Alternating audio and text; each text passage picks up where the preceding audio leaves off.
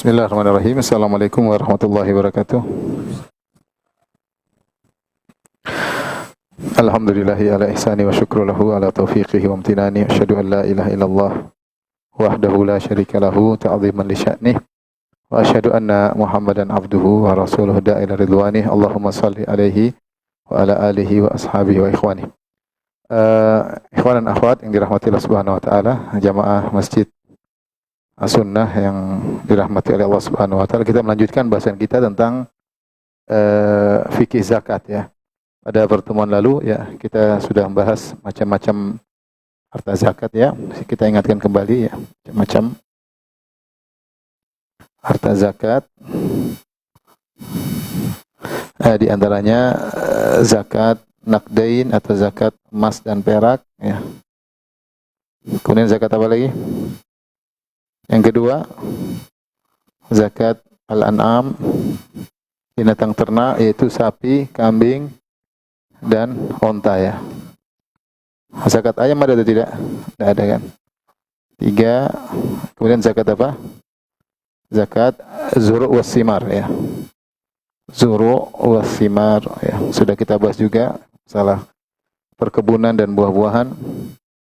Yang keempat, kemarin kita bahas apa? Zakat urudut tijarah, yaitu barang dagangan. Kemudian ada lagi yang kelima dan keenam ya, yang belum kita bahas adalah zakat al-ma'din, yaitu bahan tambang.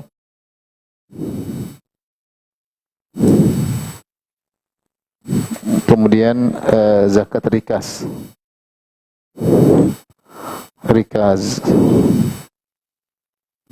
itu barang temuan. Insyaallah nanti setelah ini baru kita akan bahas tentang zakat saham ya, zakat saham. Insyaallah setelah kita bahas 2 zakat ini kita bahas dengan cepat saja. Intinya masalah al-ma'din, bahan tambang, kita tahu bahan yang ditambang. Ada macam-macam bahan tambang, ada yang logam, ada yang cair, ada yang perlu kerja untuk menambangnya sehingga bisa dikeluarkan dari dalam bumi. Tapi mazhab Syafi'i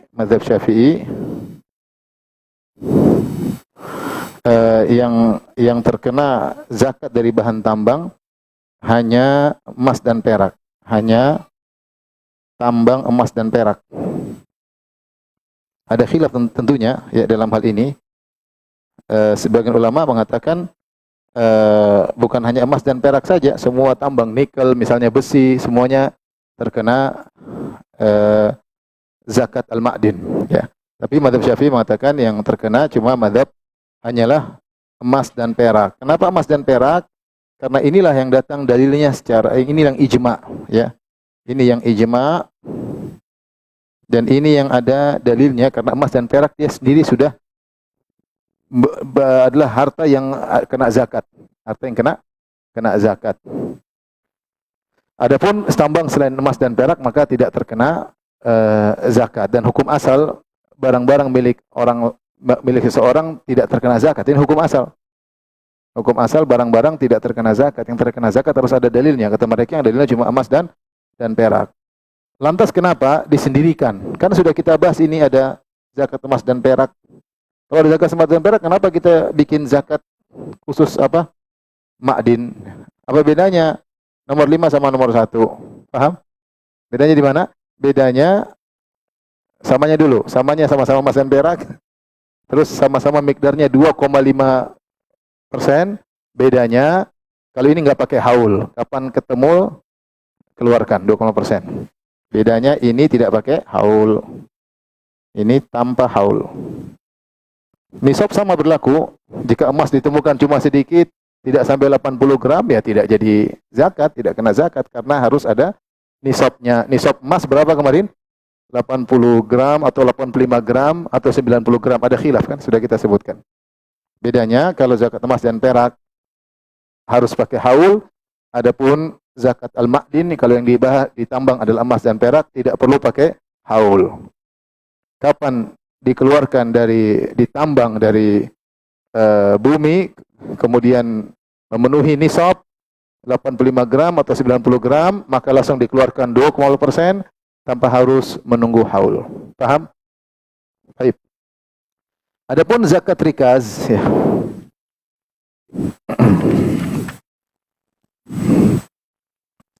Rasulullah SAW mengatakan wafir rikaz al-khumus, ya. Dan Nabi SAW wafir rikaz khumus, yaitu kadarnya rikaz itu al-khumus 1/5. Yaitu berapa? 20%. 20%. Namun apa yang disebut dengan rikas? Rikas ini orang bilang apa? Harta temuan. Harta terpendam, harta temuan, harta karun. Harta karun, ya. Tapi rikas ini warrikazu fi syara' dafinul jahiliyah. Rikas adalah secara syariat ini khusus untuk barang-barang milik orang jahiliyah, yaitu orang musyrikin, orang kafir, ya, yang ditemukan. Artinya kalau ternyata yang ditemukan barang tersebut bukanlah milik orang jahiliyah, maka dia bukan rikas. Contoh, antum gali tanah di mana? Di Bintaro. Tahu-tahu ketemu ada emas di situ. Terus emas tersebut ada pahatan Pak Haji Paijo. Wah, ini bukan orang jahiliyah ini. Tulisan Pak Haji Paijo, berarti ini harta milik siapa? Pak Haji Paijo. Ini bukan rikas. Nah, kalau dia bukan rikas, bagaimana hukumnya? Dia hukumnya luqatah. Luqatah. Kalau ini bukan, jika bukan barang jahiliyah, bukan timbunan harta jahiliyah, maka hukumnya luqatah. Itu barang temuan tapi bukan rikas. Hukumnya adalah al-luqatah.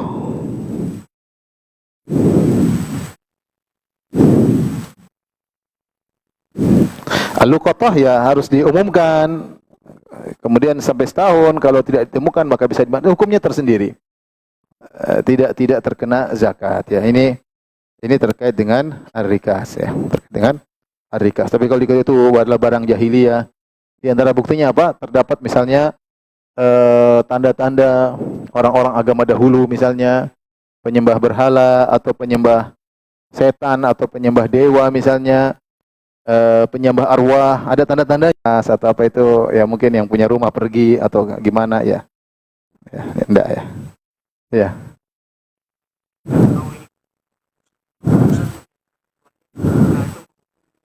Asalnya milik pribadi, asalnya milik pribadi. Asalnya dia bukan harta milik apa? Jahiliyah. Asalnya luqatah. Baik, sampai sini kita kembali, kita lanjutkan, ya. Saya sudah bikin ringkasan. Ini sudah belum nih? Sudah, ya? Antum belajar, ya. Belajar ini bukan cuma belajar untuk bayar zakat, ya. Belajar zakatnya nggak dibayar. Itu kan para pedagang di sini, kan. Baik.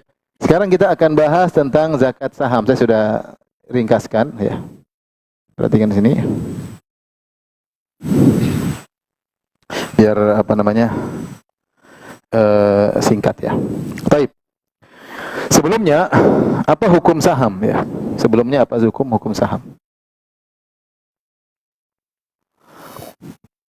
Saham tentu ada bentuk 3 perusahaan, ada 3 model perusahaan secara umum. 3 model perusahaan. Yang pertama adalah yang murni apa namanya? Pekerjaannya halal. Pekerjaannya halal, ya. Maka ini tentu boleh dibeli sahamnya.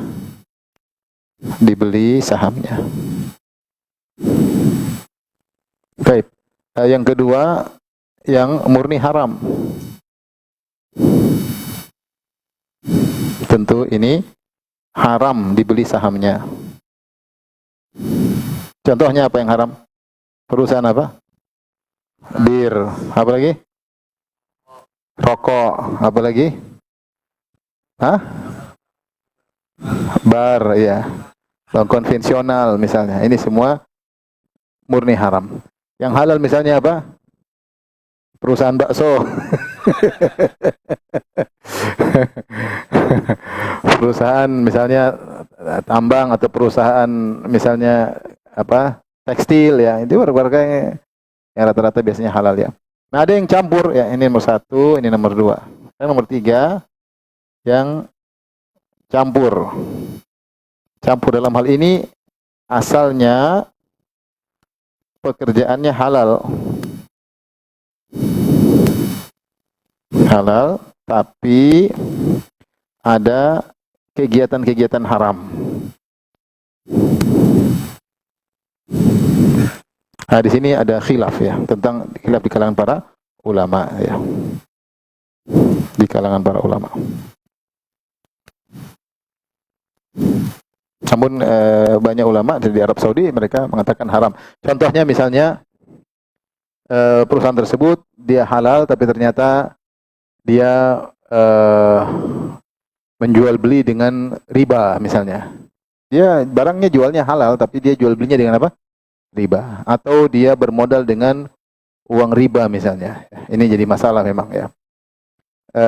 Maka ini mahal khilaf ijtihad di kalangan para ulama. Kenapa ada ijtihad?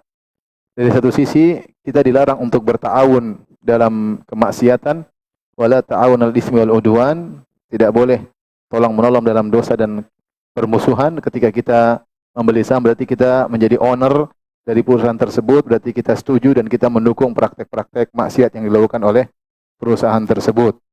Dari sisi lain, bahwasanya mencari perusahaan yang murni halal sulit ya, sehingga sebagian ulama kemudian beristihad, mereka memandang berapa kadar keharamannya. Jika kadar haramannya sedikit masih dikategorikan halal, jika kadar haramnya sekian persen maka haram. Intinya yang lebih hati-hati kita tinggalkan ya. Alhamdulillah nggak beli saham masih bisa makan ya, masih bisa makan. Tapi intinya ini ada khilaf yang ini ya. Tapi kalau asalnya memang haram maka tidak boleh. Ya, seperti juga yang campur, misalnya perusahaan tersebut bidang kerjanya banyak. Dia produk halal, ada juga produk apa? Haram ya, macam. Dan ini ada perusahaan seperti itu. Ada produk halalnya, ada produk apa? Haramnya. Dan sahamnya tidak bisa dibagi-bagi. Pokoknya kita beli perusahaan dia. Sehingga dalam perusahaan tersebut ada kegiatan haram ya. Ini hendaknya dijauhi. Dijauhi. Baik. Ini secara global tentunya pembahasannya panjang ya. Perlu mutalaah yang lebih dalam lagi. Tapi ini kira-kira perusahaan yang menjual sahamnya. Paham?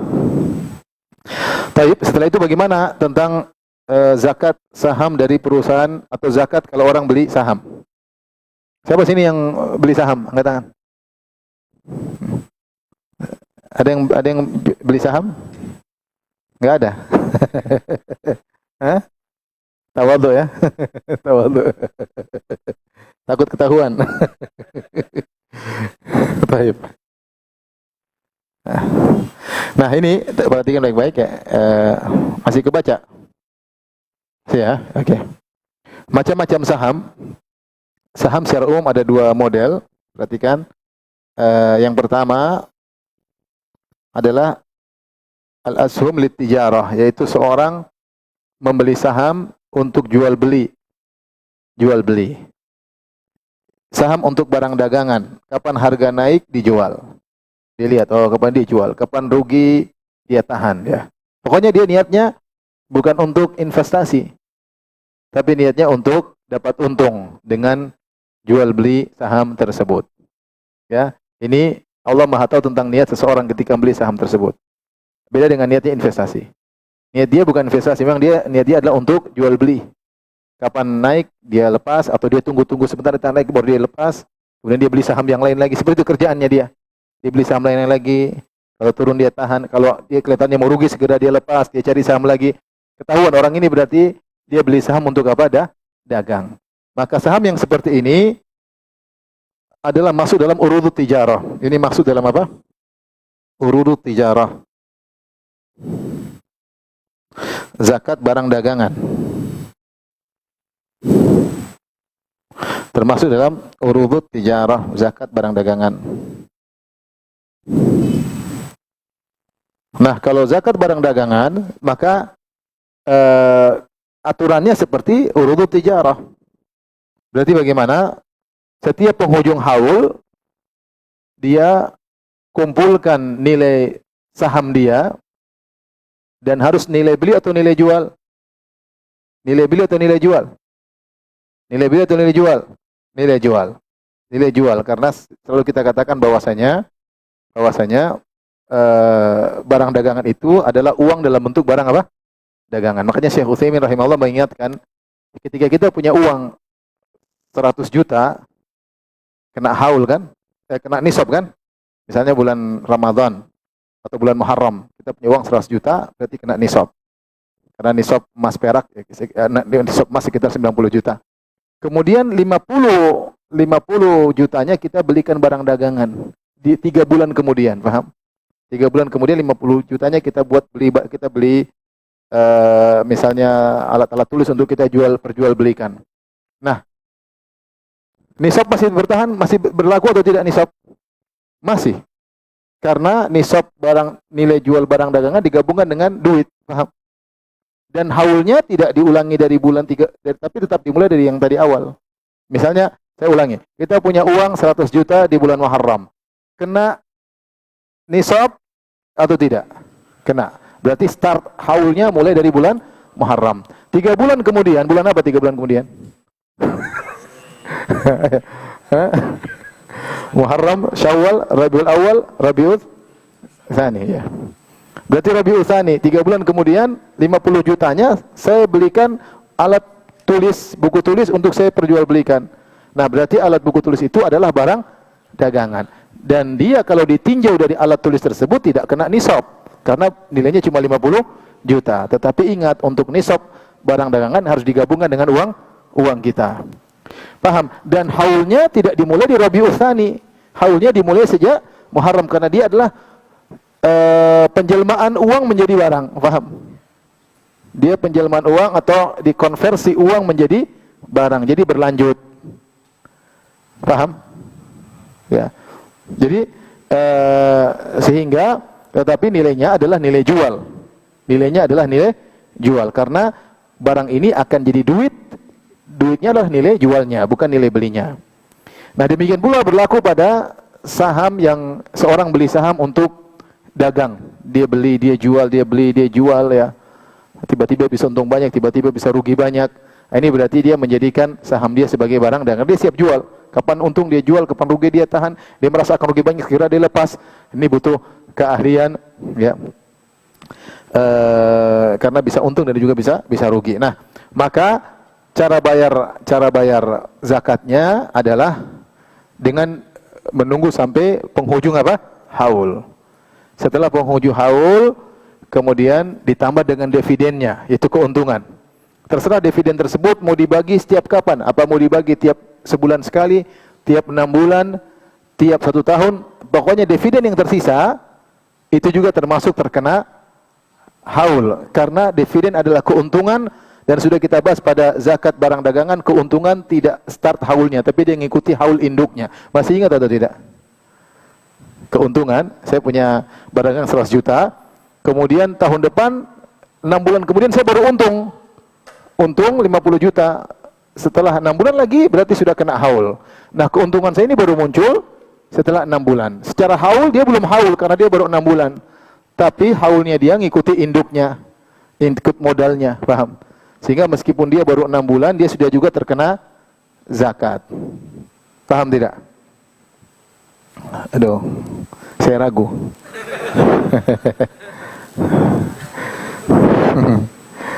Antum punya barang dagangan nggak sih? Harusnya kalau punya barang dagangan bisa. Ini barang dagangan.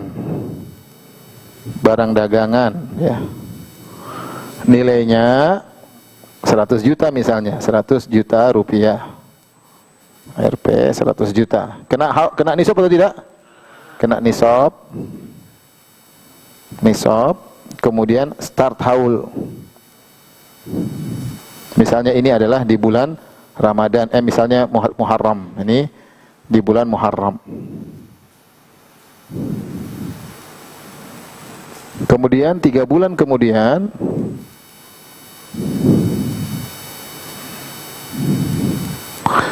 dapat untung. Untung tersebut adalah 30 juta. Rp 30 juta ya. Dan ini untung tersebut bertahan terus sampai penghujung tahun. 3 bulan berapa lagi setelah itu? 9 bulan kemudian kan? Setelah 3 bulan, 9 bulan kemudian. 9 bulan kemudian.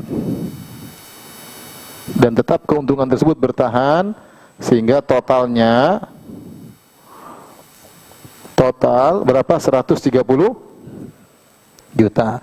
Nah, kita ngambil zakatnya dari ini 130 juta. Jadi 2,5% kali 130 juta sama dengan berapa, hitung sendiri ya. Baik, itulah nilai zakatnya. Nah, kalau kita perhitungkan, lihat 30 juta ini kan dia belum 1 tahun. Umur dia 30 juta ini baru 9 bulan. Tetapi dia tidak butuh haul. Ini haulnya ikut induknya, haulnya ikut modalnya. Modal awalnya. Modal awal ikut haul apa? 100 juta. Sehingga meskipun dia sendiri kalau dihitung 30 juta, tidak kena nisab, tidak kena haul. Dia nisab kan 190 juta. 30 juta tidak kena nisab, tapi nisabnya numpang kepada nisab apa?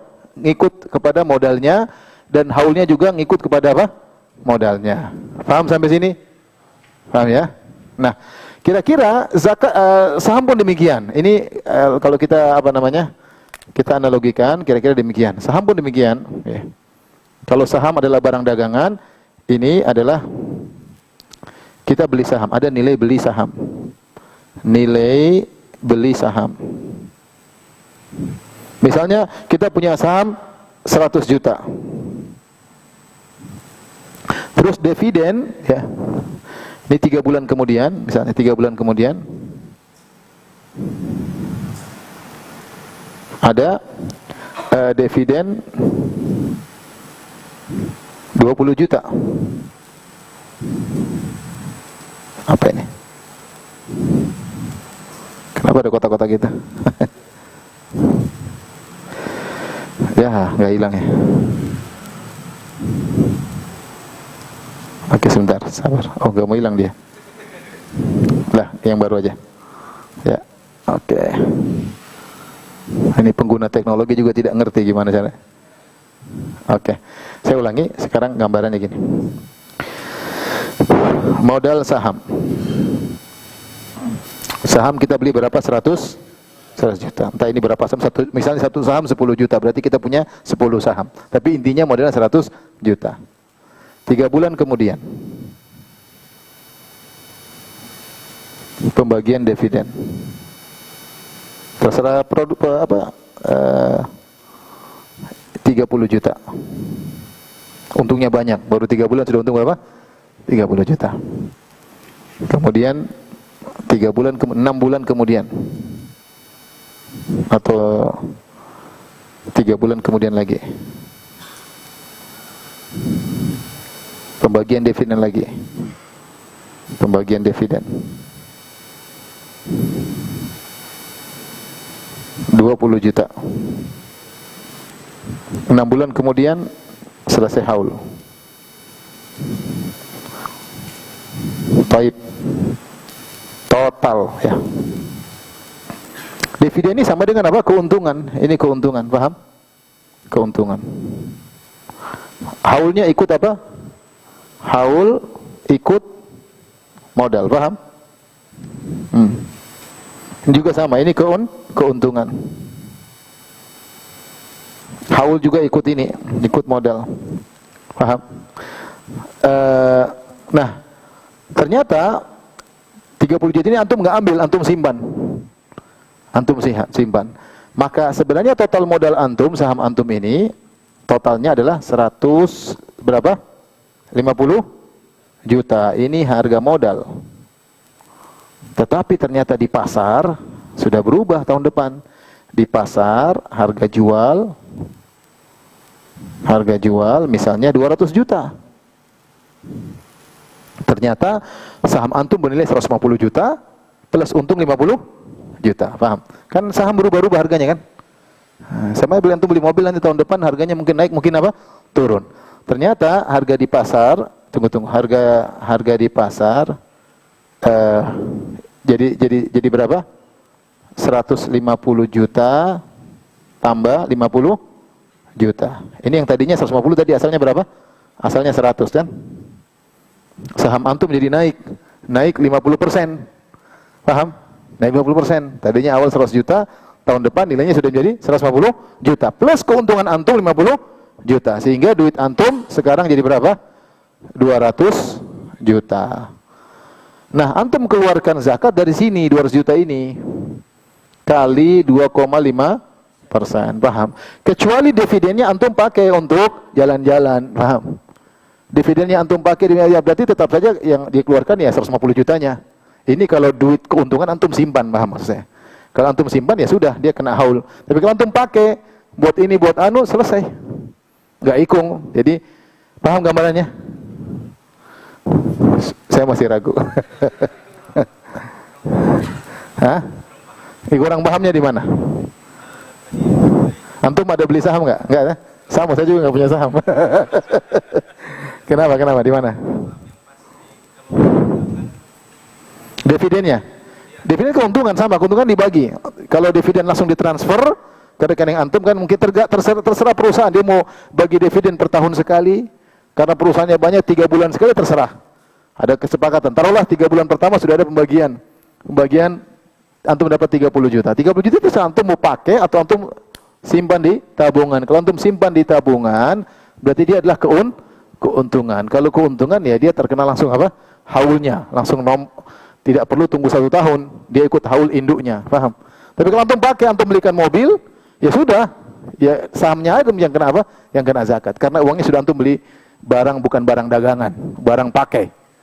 Paham? 50 jutanya antum beli mobil sudah selesai. Berarti yang kena zakat cuma barang dagangannya. Barang dagangannya adalah saham antum yang tahun lalu nilainya 100 juta, sekarang jadi 150 juta. Kalikan 2,5%. Pahamkah antum? Hah? Ya, silakan Anas. Saham dikasih company. Iya 50 barang terus.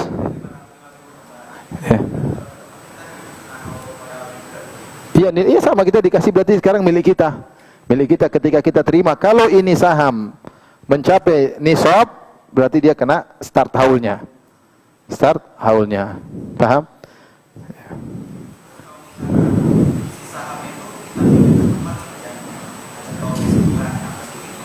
Kita pinjamkan ke teman.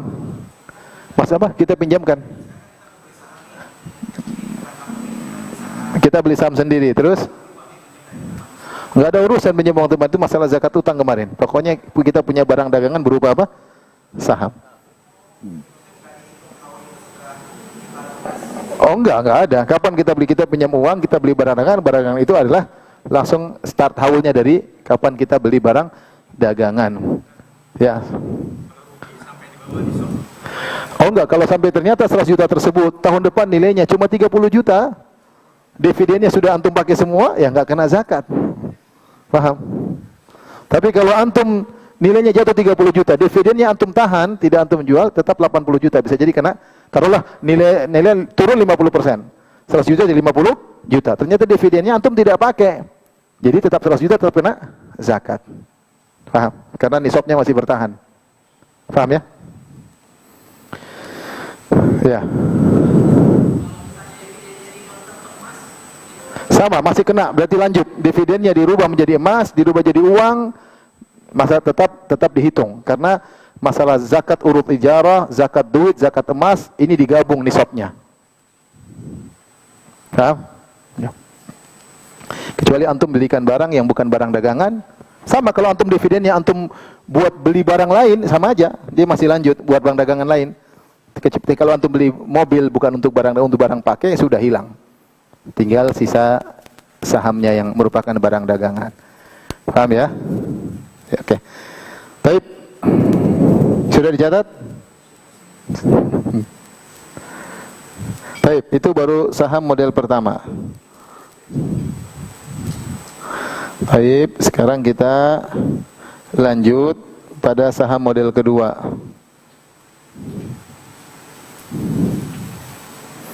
Saham model kedua ini adalah lil istismar, untuk investasi. Apa bedanya yang pertama dengan kedua? Yang kedua untuk investasi itu dia tidak jual beli, memang dia untuk invest. Saya punya perusahaan, saya antum owner perusahaan lah.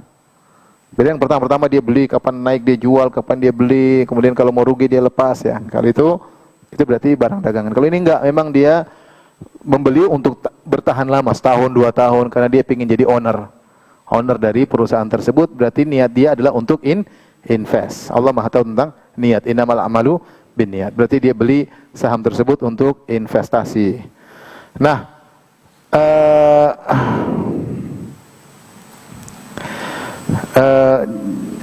jadi tujuan dia hanya untuk mengambil dividen, dia bukan untuk jual beli. Ini makanya saya bilang sini, saham untuk mengambil untung apa? Dividen. Dia bukan untuk jual beli sahamnya, tapi dia nunggu untung setiap tahunnya dari perusahaan, menunggu dividen. Jadi intinya dia untuk investasi. Nah, untuk perusahaan yang atau untuk kita yang beli saham, niatnya untuk investasi, maka ingatlah perusahaan yang kita beli sahamnya ada 4 model. Perusahaan yang kita beli sahamnya ada berapa model? 4 model.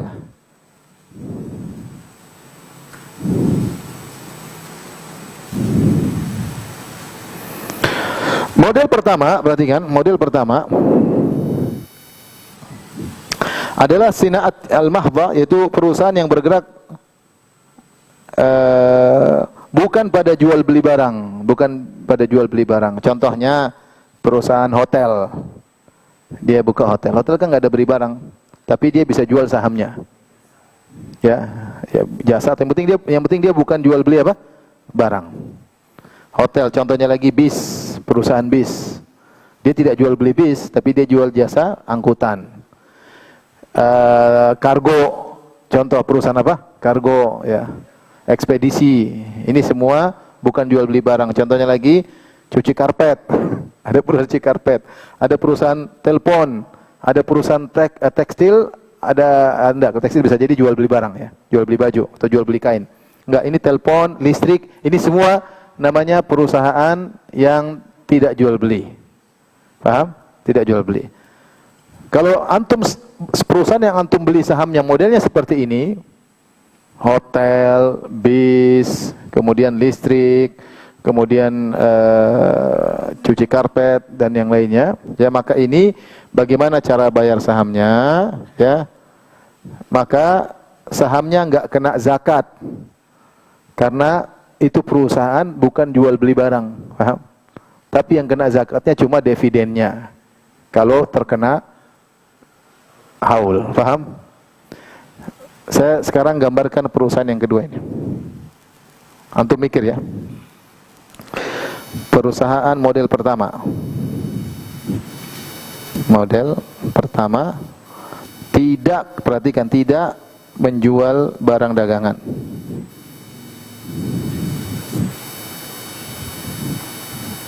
Jadi banyak ya. Contoh, ini sekarang contoh praktek, contoh. Saham antum beli saham 100 juta. Baik. 3 bulan kemudian, atau yang 3 bulan ya, langsung aja 6 bulan kemudian, 6 bulan kemudian, baik, untung dividen berapa? 50 juta. Terus 6 bulan lagi kemudian, berarti setahun lengkap ya. 6 bulan kemudian, dividen lagi 10 juta. 10 juta. Baik. Nilai saham sekarang sekarang adalah naik 100%. Jadi berapa? 200 juta ya, 200 juta. Paham sampai sini kondisinya? Baik, zakatnya berapa? Hah? Yang zakat yang mana? Enggak kena zakat. Kenapa enggak kena zakat?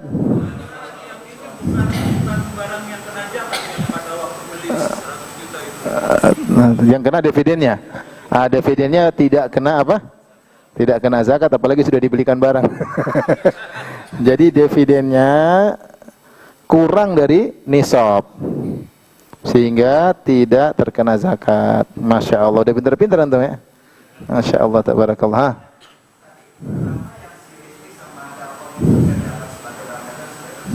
Enggak, itu dia enggak ada barang dagangan. Iya, dia jual jasa seperti perusahaan taksi, enggak.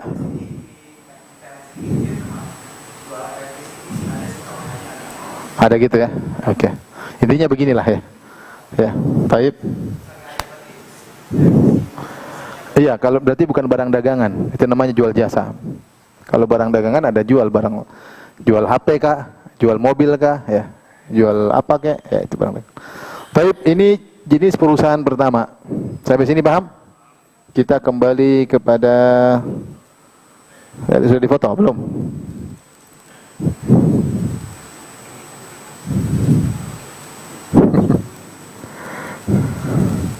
Saya juga nggak punya saham ya. Pernah jual beli saham. Baik, yang kedua adalah tijarah mahdhah. Ya. Perusahaan murni jual beli barang dagangan. Perhatikan ini. Ya. Dia contohnya mengimpor barang lalu menjual tanpa diotak-atik. Dia mengimpor kemudian dia menjual ya. Dia import misalnya tas dari luar negeri, kemudian dia jual. Dia import mobil dari luar negeri, kemudian dijual. Ini murni dia memang jual apa? Jual beli. Paham ini jenis model kedua? Paham? Jenis perusahaan model ketiga, dia adalah tijariyah sinaiyah. Perusahaan yang menggabungkan antara produksi dan dagang. Contoh perusahaan minyak. Dia beli minyak mentah, kemudian dia olah, kemudian dia jual jadi intinya ada hal yang dia jual. Atau misalnya perusahaan sawit, dia kemudian punya kebun sendiri, dia produksi, kemudian dia jual minyak tersebut. Berarti ada barang apa? Barang dagangan yang dia jual. Apalagi kalau dia sudah olah menjadi CPO misalnya, atau bahkan sudah jadi minyak tertentu, berarti dia ada yang dia dagangkan. Nah, untuk model kedua dan model ketiga ini, apakah dia murni perdagangan ataukah bercampur antara produksi dengan perdagangan? Maka zakatnya ya dengan dipotong nilai barang yang tidak bergerak. Jadi kita bayangkan ada perusahaan tersebut seperti misalnya perusahaan itu adalah perusahaan ekspor impor. Dia impor, taruhlah apa yang sering diimpor sini misalnya? Impor terus dijual lagi? Hah? Mobil lah, taruhlah mobil. Ya, dia impor mobil dari Jepang misalnya. Kemudian dia jual di tanah air. Atau dia impor barang-barang kemudian dia susun, dia jual. Intinya terserah. Yang penting ada barang yang dia jual, belikan. Nah, kita harus tanya kepada nilai perusahaan tersebut. Kita bilang nilai perusahaan ini kan perusahaan terdiri atas barang tidak bergerak. Barang tidak bergerak misalnya bangunan perusahaan, kemudian mobil-mobil yang untuk operasional, ya seperti itu ya. Kemudian ini semua tidak kena zakat kan, karena dia bukan barang dagangan. Yang barang dagangannya yang kena zakat ya barang dagangannya doang. Setelah kita tanya, mereka bisa jelaskan, oh ternyata dari nilai saham, kalau saham kita 100%, maka barang-barang tidak bergerak yang tidak kena zakat kira-kira 70%. Kira-kira 70%. Sementara barang dagangan cuma 30% dari perusahaan tersebut. Karena modal dia untuk bisa melaksanakan jual beli, dia butuh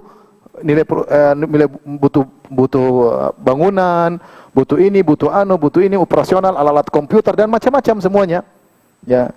Nah, setelah dinilai, ternyata barang dagangannya cuma 30%.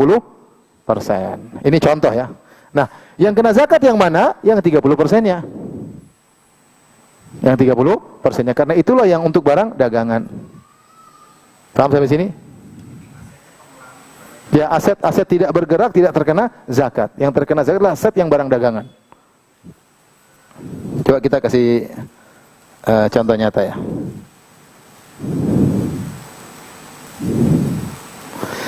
Model perusahaan kedua dan ketiga.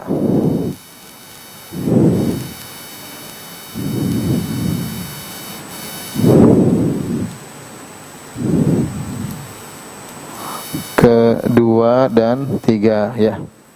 Caranya gimana? Dilihat ya, aset. Contoh ini contoh aset tidak aset bukan barang dagangan.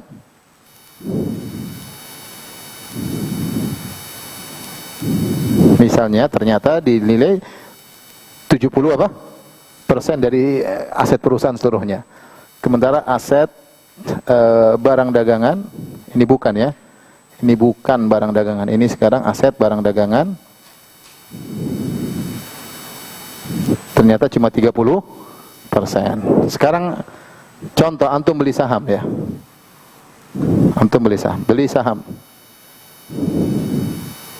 Sahamnya adalah 200 juta. Antum beli entah berapa kartu ya, saya nggak tahu istilahnya apa? Hah?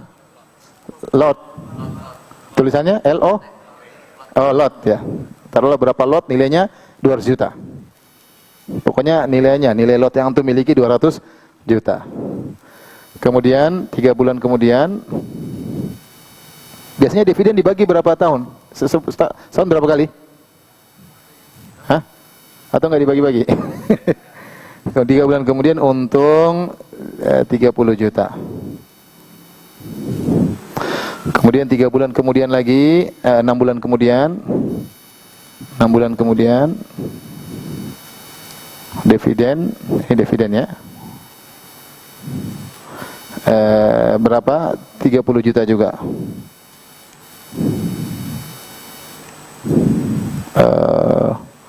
Jangan 30 juta, 50 juta. Jangan 50 juta. Saya mau lihat antum pintar atau tidak ya. Juta. Kemudian 3 bulan kemudian sempurna haul kan? Sempurna haul. Ternyata saham naik 50%. Coba zakatnya berapa? Dividen tidak dipakai, disimpan. Hitung gimana caranya? Saya bisa hitung coba. Caranya gimana? Hah? Dari 90?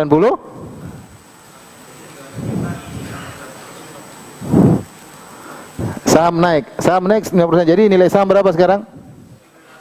300 juta. Kemudian dividen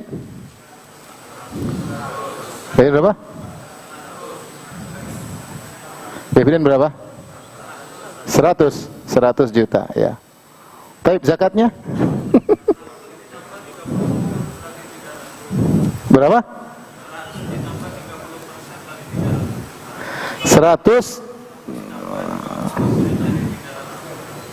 ya.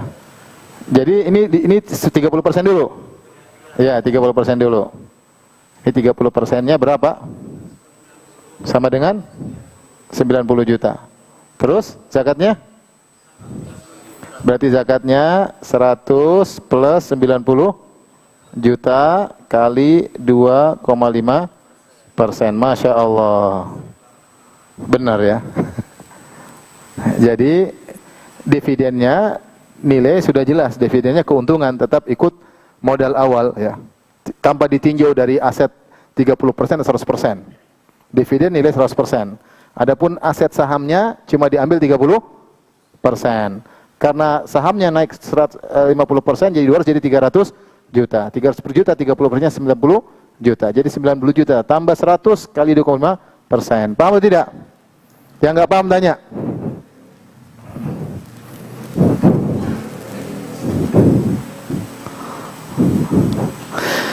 Saya ulangi, zakat untuk model perusahaan kedua dan ketiga, yang kena zakat cuma aset barang dagangannya. Seandainya itu perusahaan 100%, kita tadi sudah sepakat, ini kita contohkan. Ternyata diteliti oleh ownernya, ternyata 70% adalah nilai aset yang tidak kena zakat, paham? Misalnya barang bangunannya, kemudian mobil operasionalnya, komputernya, tanah buat parkiran mobilnya. Ini semua kan aset tidak kena zakat. 70%. Ternyata yang kena zakat mobil yang buat dijual itu kalau dipresentasikan cuma 30% dari nilai perusahaan. 30%. Nah, kita sebagai pembeli zakat, kita beli saham ternyata 200 juta. Setahun kemudian setelah haul, ternyata saham kita naik 50%. Jadilah berapa? 300 juta. 50% dari 200 berapa? 100 juta. 100 tambah 200 jadi 300 juta. Nah, 30% dari 300 juta adalah 90 juta. Jadi ini yang kena zakat.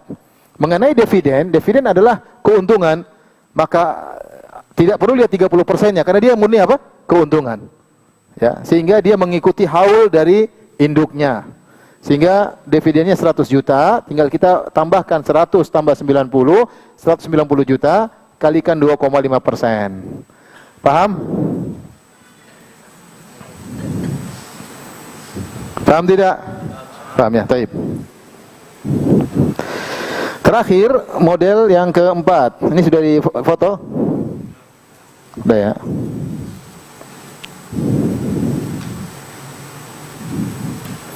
Model yang keempat adalah syarikah ziraiyah, yaitu perusahaan perkebunan. Nah, ketika perusahaan tersebut, ini yang keempat, perusahaan perkebunan, maka zakatnya adalah aturannya ikut dengan zakat perkebunan. Ingat, zakat perkebunan ada nisabnya. Taruhlah ini perusahaan besar, pasti nisab udah lewat ya. Berapa 600 sok kalau tidak salah, kemarin sudah hitung ya, atau 300 sok saya lupa. Ya, khamsa ausuk ya, 60 kali 300 sok, 300 sok sekitar 750 kilogram. Itu perusahaan besar, tentu hasilnya melewati nisab.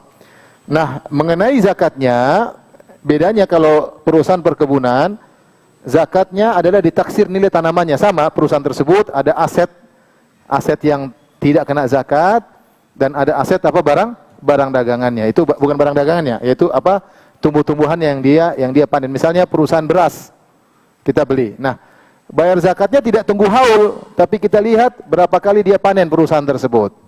Paham? Itu bedanya. Dia tidak pakai haul.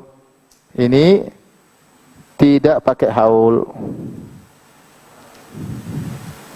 Tapi nunggu panen, tapi setiap kali panen. Baik, kita contohkan. Sampai sini paham? Paham ya? Kita contohkan perusahaan yang keempat.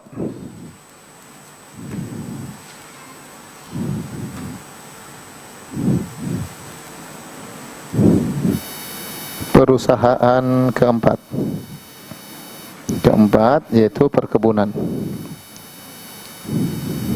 Tentunya perkebunan yang kena zakat ya, bukan perkebunan yang tidak kena zakat ya.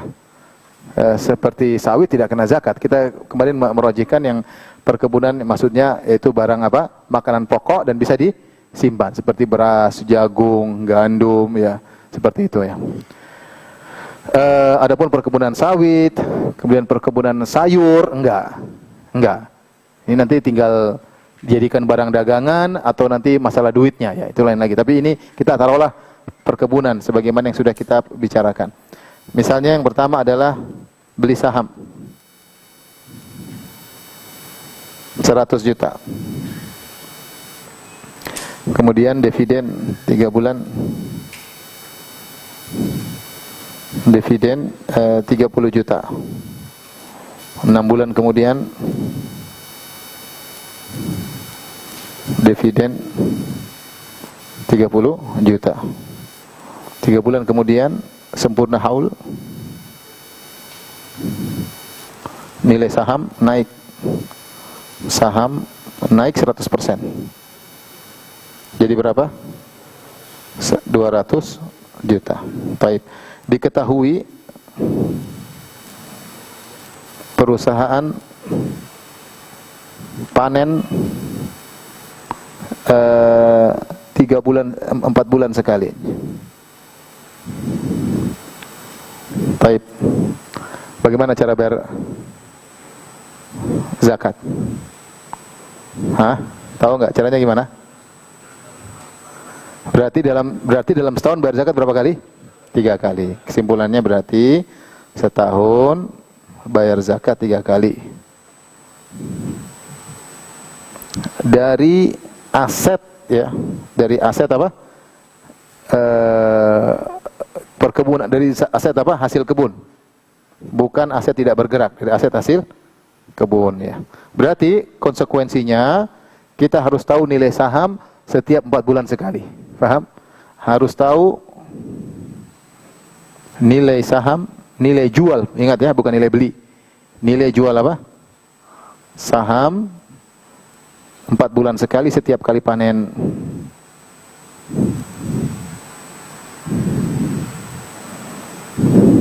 Jadi kita lihat kapan perusahaan panen bulan sekian, kita tahu, berarti kita hitung saham kita sekarang nilai berapa, itulah. Misalnya 30%, ya sudah, berarti 30% dari saham tersebut kena nisab atau tidak, ya, pasti kena nisab karena dia perusahaan apa? Besar. Dan dianggap satu harta yang apa? Satu kesatuan. Jadi pasti kena nisab. Tinggal kita ambil 25% dari 30% tersebut sama dividen. Dividen kita pakai atau tidak? Dividen tetap tidak dikurangi, 100% dividen. Paham tidak? Tetap 2,5. Nilainya enggak. Sebentar. Nilainya, iya nilainya ya. Iya, zakat barang dagangan. Iya, ikut kadar itu. Iya, ikut kadar itu.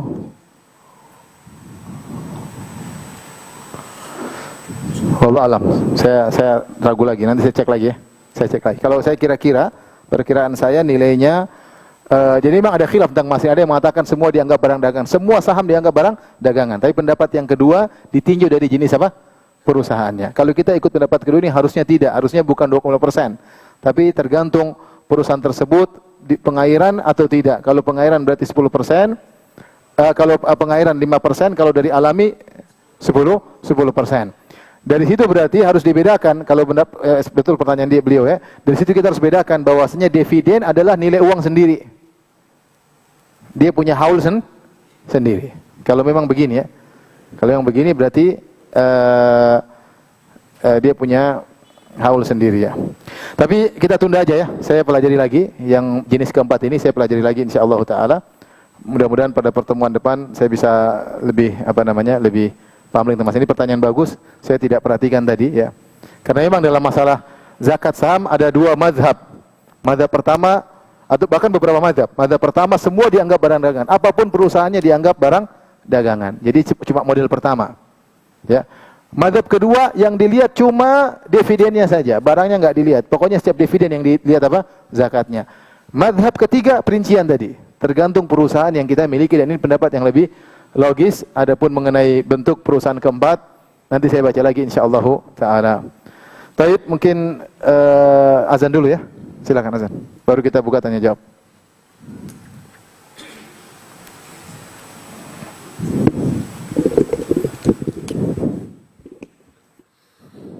Allahu Akbar, Allahu Akbar.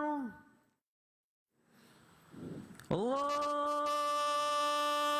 Akbar,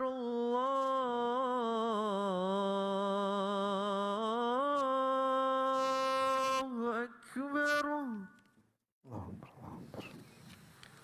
Asyhadu an la ilaha illallah.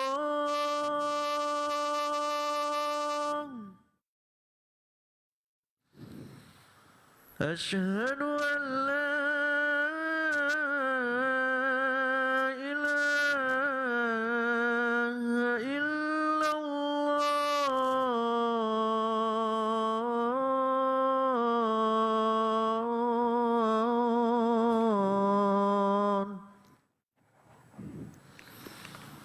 Asyhadu anna محمد رسول الله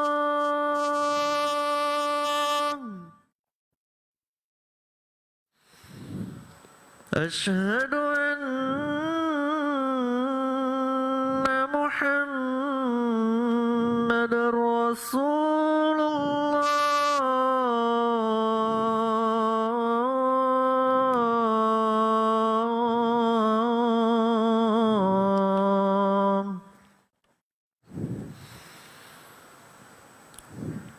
حي على الصلاة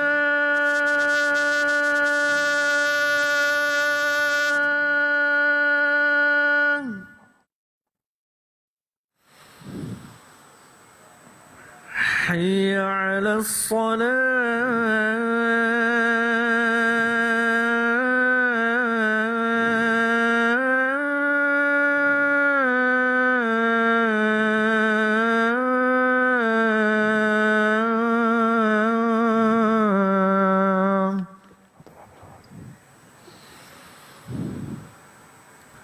حي على الفلاح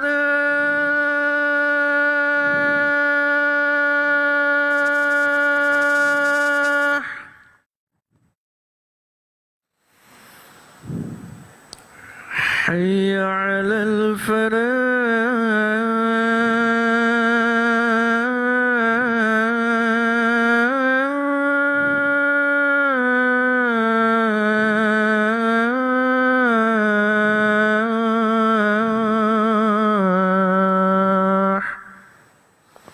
الله أكبر الله أكبر لا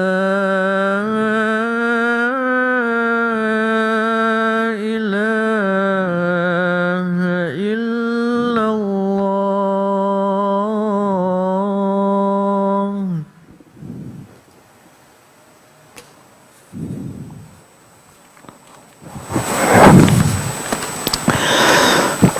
Taib,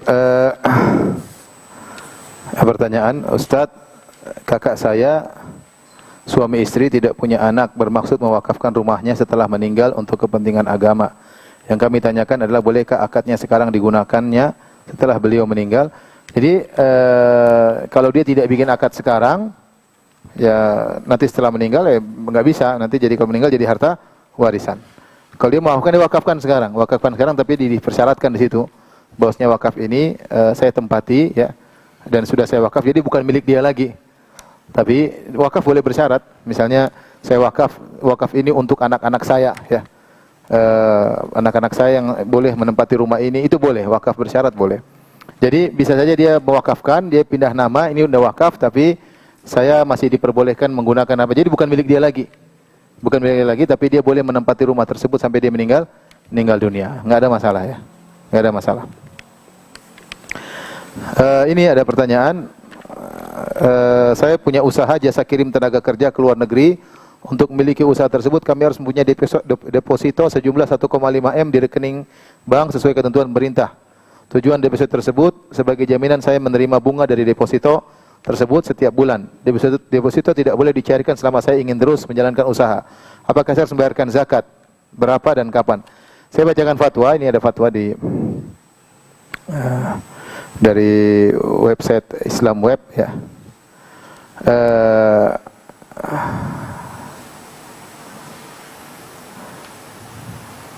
Sama ya. Ini dia punya pekerjaan yang harus dilazimkan oleh pemerintah di Turki untuk meletakkan uang sejumlah uang di bank dan kemudian dibukukan selama 3 tahun minimal. Miripnya sama. Jadi tidak bisa diotak-atik. Ya, selama dia melakukan suatu kegiatan, dia tidak boleh menggunakan uang tersebut selama 3 tahun. Nah, bagaimana uang tersebut, apakah terkena zakat atau tidak? Ya, seperti uangnya seperti di freezer, nggak bisa di freeze, nggak bisa diambil ya. Saya bacakan, fa inna hadzal mablagh al-mahjuz fil bank wa la yastati'u at-tasarrufu fihi fil waqtil hadir la tajibu 'alaika zakatuhu al-an bal tuzakkihi ba'da qabdihi li sanatin wahidah bina'an 'alal qaul al-murajjah indana kama sabaqa fil fatwa. Uang seperti ini menurut fatwa ini adalah yang terdeposit di bank, tidak bisa dikorek-korek, maka tidak wajib untuk bayar zakatnya sekarang. Kapan kamu nanti memegang uang tersebut secara sempurna, kamu bayar zakat setahun. Bayar zakat apa? Setahun ya. Taruhlah tertahan, antum kerjanya 10 tahun ya, uang terus tertahan nggak bisa dipakai. Setelah 10 tahun antum berhenti kerja, antum ambil uang tadi, bayar zakat apa? Setahun. Karena antum baru bisa sempurna menguasai uang tersebut. Ada pendapat lain bahwasanya wajib untuk bayar zakat tiap tahun. Ini pendapat lebih hati-hati. Ya, kalau 10 tahun, ya antum tahu kadar 10 tahun tersebut 20% dari 1,5 miliar setiap tahun. Kalikan 10 ya. Kalikan 10 keluarkan. Jadi jadinya 25% dari 1,5 miliar kalau sudah 10 tahun. Itu lebih hati-hati pendapat yang kedua, tapi pendapat yang dipilih oleh mereka adalah cuma nanti kalau terima uangnya cukup bayar zakat setahun. Meskipun dia mengatakan lebih hati-hati tiap tahun bayar zakat, lebih hati-hati. Allah alam bisawab.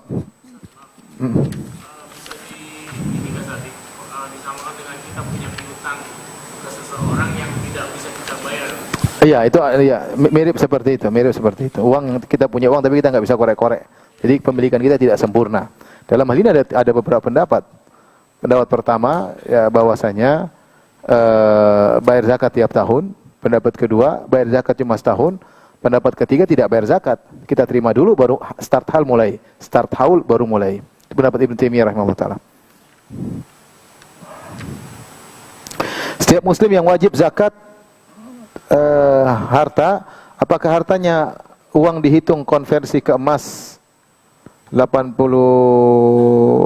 atau perak? Karena ada salah satu ustadz bilang kalau dia sudah punya uang sejumlah nisab perak maka wajib zakat. Ini khilaf di kalangan para ulama mana yang menjadi nisab harta. Kita sudah jelaskan yang lebih kuat adalah nisab zakat emas. Kenapa? Karena nisab zakat emaslah yang nilainya stabil dari zaman Nabi SAW sampai sekarang. Ya, jadi 20 mithqal atau sekitar 90 gram atau 85 gram itu tidak berubah nilainya. Adapun perak nilainya sekarang jatuh. Dahulu di zaman Nabi SAW, nisab emas dan nisab perak sama saja. Karena 1 dinar sama dengan 10 dirham, mirip. Jadi nisab emas, nisab dirham sama, nilainya sama. Namun berjalan dengan waktu, perak, dirham nilainya jatuh. Yang bertahan adalah emas ya. Oleh karenanya kalau kita ikut nisab perak, sekarang 8 juta sudah kena apa? Zakat. Padahal di antara sifat orang yang terkena zakat harta adalah orang yang kaya. Kata Nabi SAW, tu'khadhu min agniyaihim faturaddu ila fuqaraihim. Bahwasanya zakat itu diambil dari orang kaya mereka dan dikembalikan kepada orang miskin mereka. Nah, orang yang punya uang 8 juta belum dibilang orang kaya. Tidak dikatakan secara urf, tidak dikatakan orang kaya. Tapi dia punya uang 100 juta, ya orang kaya, ada uang berlebihan. Tapi 8 juta belum disebut dengan apa orang kaya. Jadi bagi yang berpendapat ikut zakat perak, silakan bayar. Berarti kapan dia punya uang 8 juta, dia start haulnya, paham? Dia start haulnya ya. Tapi kalau emas, ikut nisab emas maka belum. Demikian apa yang saya sampaikan. Ya. Terus nilai zakatnya. Nanti kita bahas insyaallah habis hajian, insyaallah, tentang yang berhak menerima zakat dan bagaimana kadarnya. Ada pembicaraan di kalangan para ulama dan apa menurut mazhab apa? Syafi'i. Insyaallah kita bahas. Ya. Iya, saham turun ikut yang turun. Ikut harga turun, harga jual saham, nilai saham yang gede. Kalau ternyata kita 100 juta, ternyata di ujung tahun saham tinggal 30 juta nilainya, berarti enggak kena zakat. Berarti enggak kena zakat. Hah?